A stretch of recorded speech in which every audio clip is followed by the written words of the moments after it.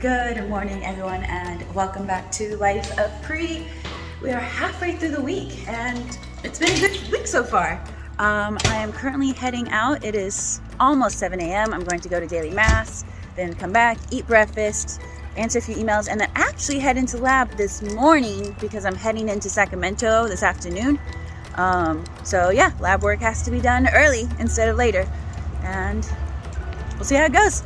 We have an idea, right, to maybe help with the transformation problem. So we'll see, but I'm not going to hold my breath. So we are trying to make some fresh vector PLC41 for me to move my gene into, right? And so we have two samples here of the PLC41 vectors in a different bacteria. And I need to isolate the vector from this bacteria by doing a mini prep protocol. And the first step is to pour the samples into 1.5 milliliter tubes in which I'm able to spin down the bacteria into this pellet. From here, the mini prep protocol is quite simple. I use P1, P2, N3, etc. as instructed. And so yeah, the first thing to do is add P1 and then scrape the pellet across the rack until it's very, very cloudy, just like this.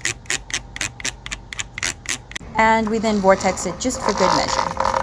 The next step is to add the P2 solution, which will clear up the cloudy solution, as you can see here. We then add the N3 solution, and it makes it really cloudy again. A white precipitate forms that we're going to centrifuge down. We then use a pipette to extract the solution and put it on the top of this column. Put this into the centrifuge and the solution will go down into the bottom, as you can see here, but all of the plasmids will remain in the top part of the column. It is then time to add buffer PE, which is basically an ethanol wash, and we centrifuge it again. From there we come to the last step, which is to put 50 microliters of pure water in the column and then put the column over a 1.5 milliliter tube.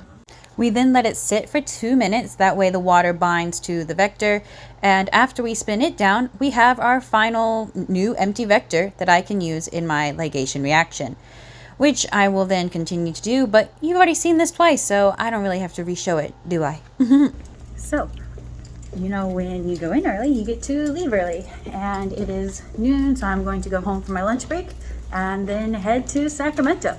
So, yeah, let's keep going. And I have found myself a small Starbucks to work in and to listen in on my lab meeting about, new results from the postdocs.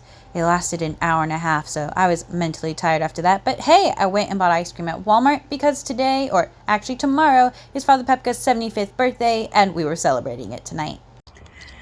Okay, it is 8:30 p.m. and I'm just now leaving Father Pepka's. June also came after spiritual direction, and we just helped around with some errands around the place, and I took pictures of Father Pepka's glass eggs because he wants to document them, so when he passes on, he can have them all sold for his nieces and stuff, and it can help pay for their college.